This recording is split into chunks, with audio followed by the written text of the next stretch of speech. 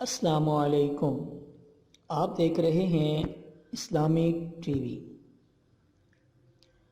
الحمدللہ رب العالمین، والصلاة والسلام علی النبی الکریم وعلی آلہ واصحابہ اجمعین، اما بعد۔ ماہ رمضان، فضائل و مسائل، قسط نمبر 10۔ حضور اکرم صلی اللہ علیہ وسلم کا رمضان۔ حضور اکرم صلی اللہ علیہ وسلم نے ارشاد فرمایا کہ ہماری امت سنت پر قائم رہے گی جب تک افطاری میں تاروں کے نکلنے کا انتظار نہ کرے گی۔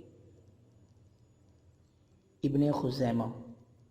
آپ صلی اللہ علیہ وسلم کا ارشاد ہے کہ نبوت کے 17ویں خیر یعنی امور برکت میں سے یہ ہے کہ سحری میں تاخیر کرے اور افطاری میں جلدی کرے۔ ایک روایت میں ہے کہ ہم جماعت انبیاء اکرام علیہ السلام کو حکم دیا گیا ہے کہ افطاری میں ذرا جلدی اور سحری میں تاخیر سے آخری وقت میں کھانا سنت ہے۔ حضور اکرم صلی اللہ علیہ وسلم نے فرمایا کہ سحری کھاؤ اس لیے کہ سحری کھانے میں برکت ہوتی ہے۔ بخاری نے روایت کیا۔ آپ صلی اللہ علیہ وسلم سے مروی ہے کہ ہمارے اور اہل کتاب کے روزوں میں صرف سحری کا فرق ہے۔ اس کو ترمذی نے روایت کیا۔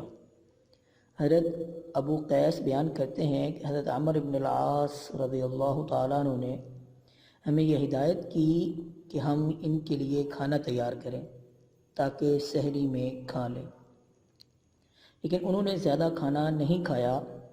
ہم نے عرض کیا کہ آپ نے ہمیں ہدایت کی اور خود زیادہ نہیں کھایا۔ انہوں نے جواب دیا کہ میں نے کھانا تیار کرنے کی ہدایت اس لیے نہیں کی تھی کہ مجھے اس کی طلب تھی، بلکہ میں نے حضور اکرم صلی اللہ علیہ وسلم کو یہ ارشاد فرماتے ہوئے سنا کہ ہمارے اور اہل کتاب کے روزوں کے درمیان بنیادی فرق سحری کھانا ہے۔ سنن دارمی۔ حضرت عبد الکریم بن ابی مخارج رحمۃ اللہ علیہ کہتے ہیں کہ نبوت کی باتوں میں سے یہ بات ہے کہ جب تجھے حیا نہ ہو تو جو چیز چاہے کر، اور نماز میں دائنا ہاتھ بائیں ہاتھ پر رکھنا، اور روزہ جلدی افطار کرنا، اور سحری کھانے میں دیر کرنا۔ ہوتا امام مالک۔ آپ صلی اللہ علیہ وسلم سے منقول ہے کہ افضل ترین سحری کھجور ہے۔ سنن کبریٰ۔ ایک روایت میں ہے کہ مومن کے لیے بہترین سحری کھجور ہے۔ سحری کے کھانے کا حساب نہیں۔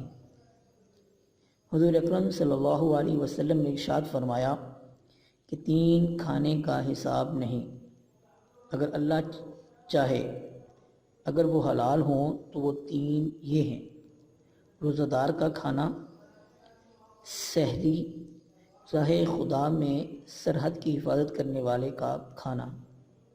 ایک روایت میں ہے کہ مہمان کے کھانے پر جو میزبان کھلائے اس پر بھی اس کا حساب نہیں۔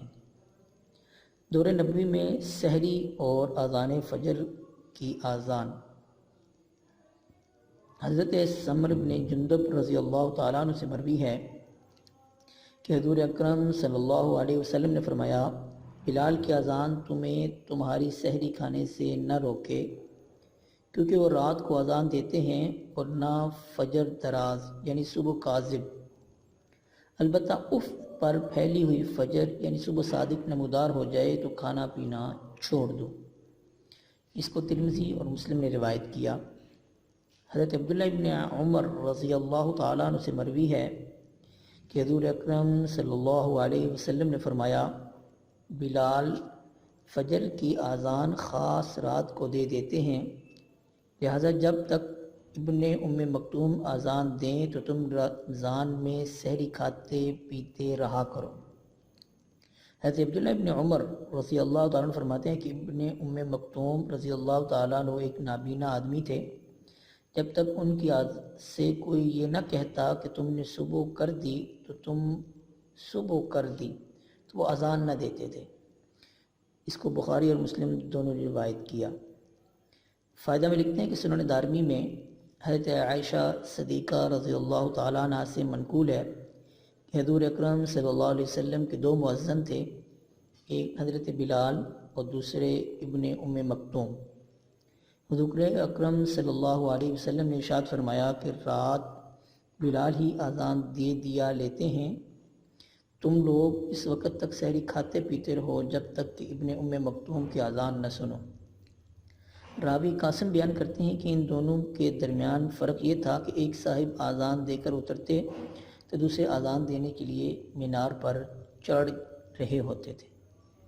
حضرت عبداللہ ابن ابی بکر رضی اللہ تعالیٰ عنہ فرماتے ہیں کہ میں نے حضرت ابی رضی اللہ تعالیٰ عنہ کو فرماتے ہوئے سنا ہے کہ ہم رمضان المبارک میں جب قیام یعنی نماز تراویح سے فارغ ہوتے تھے تو خادموں سے اس خوف سے کہ کہیں سحری کا وقت ختم نہ ہو جائے جلدی کھانا کھانے کے لیے کہتے تھے۔ ایک دوسری روایت میں ہے کہ یہ الفاظ ہیں کہ فجر ہو جانے کے خوف سے ہم خادموں کو جلد کھانے کے لیے کہتے تھے۔ حضور اکرم صلی اللہ علیہ وسلم کا نماز فجر ادا فرمانا۔ حضرت ابو حازم رحمۃ اللہ علیہ حضرت سہل بن سعد سے نقل کرتے ہیں کہ میں اپنے گھر کے لوگوں میں بیٹھ کر سحری کھایا کرتا تھا، پھر مجھے اس بات کی جلدی پڑتی تھی کہ کس طرح میں فجر کی نماز حضور اکرم صلی اللہ علیہ وسلم کے ہمراہ پڑھ لوں۔ اس کو بخاری نے روایت کیا۔ حضرت انس بن مالک رضی اللہ تعالیٰ عنہ سے منقول ہے کہ حضور اکرم صلی اللہ علیہ وسلم اور زید بن ثابت رضی اللہ تعالیٰ عنہ نے سحری کھائی۔ جب سحری سے فارغ ہوئے تو آپ صلی اللہ علیہ وسلم نماز کے لیے اٹھ کھڑے ہوئے اور نماز پڑھی۔ راوی کہتے ہیں کہ میں نے حضرت انس رضی اللہ تعالیٰ عنہ سے پوچھا ان دونوں کے سحری سے فراغت اور نماز میں داخل ہونے کے درمیان کتنا فاصلہ تھا؟ تو انہوں نے کہا کہ اتنی دیر کہ جس میں ایک شخص 50 آیتیں پڑھ لے۔ اس حدیث کو بخاری نے روایت کیا۔ سفر میں بوقت سحر دعا۔